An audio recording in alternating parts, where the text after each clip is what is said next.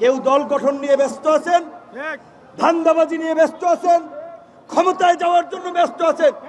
অথচ যেই ফ্যাসিস্ট শক্তির বিরুদ্ধে আমরা লড়াই করলাম, এই গণহত্যাকারীদের বিচারের দাবিতে কোনো দলের আওয়াজ নাই। বরঞ্চ সবাই তাদেরকে রাজনৈতিক স্পেস দিতে চায়, আগামী নির্বাচনেও সুযোগ দিতে চায়। নাটকীয় কথা বলছে যে নির্বাচনের মাধ্যমে আওয়ামী লীগকে ব্ল্যাক আউট করো।